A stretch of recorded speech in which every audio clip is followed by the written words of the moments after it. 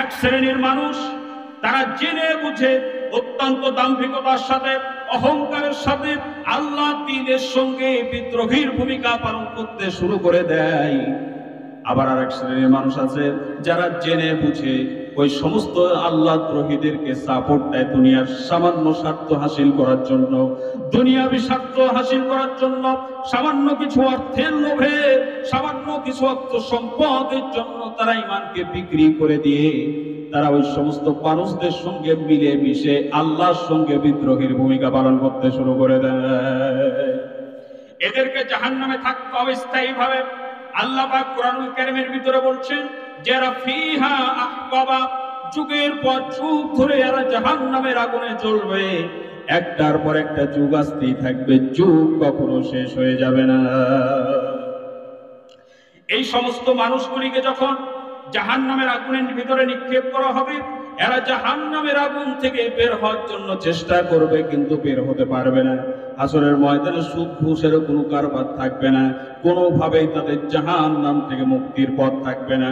আল্লাহ রাব্বুল আলামিন কোরআনুল কারীমের ভিতরে বলছেন, ইন্নাল্লাযীনা কাফারু লাউ আন্না লাহুম মা ফিল আরদি জামিআ।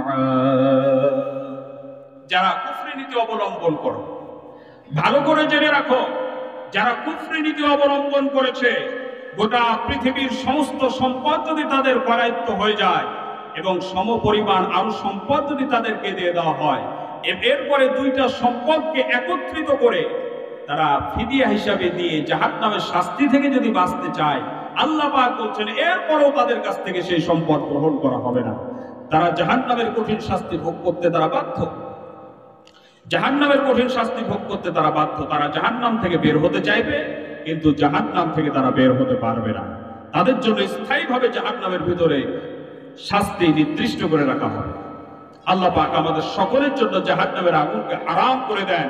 আমরা সকলে বলি আল্লাহুম্মা আমিন। আল্লাহ রাব্বুল আলামিন বলছেন যে সেই জাহান্নাম থেকে তারা বের হতে পারবে না। তারা বের হতে চাইবে, কিন্তু বের হতে পারবে না। আমার ভাইয়েরা, জান্নাতীরা যেমন জান্নাতের ভিতরে একবার প্রবেশ করবে আর কোনোদিনও যেমন জান্নাত থেকে বের হবে না, অনুরূপভাবে যারা আল্লাহ দ্রোহী হিসাবে সমাজে পরিচিত হয়েছে, ওই সমস্ত মানুষগুলি জাহান্নামের ভিতরে একবার ঢুকবে আর কোনোদিনও বের হতে পারবে না।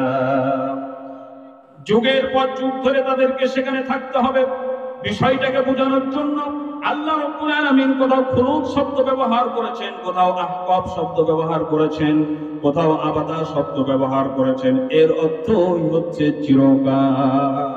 তাদেরকে চিরকাল জাহান্নামে থাকতে হবে। এই জাহান্নামের ভিতরে চিরকাল তাদেরকে থাকতে হবে, এবং যারা আল্লাহর বিধানকে লঙ্ঘন করে চলেছে তাদেরকেও সেই জাহান্নামের ভিতরে থাকতে হবে।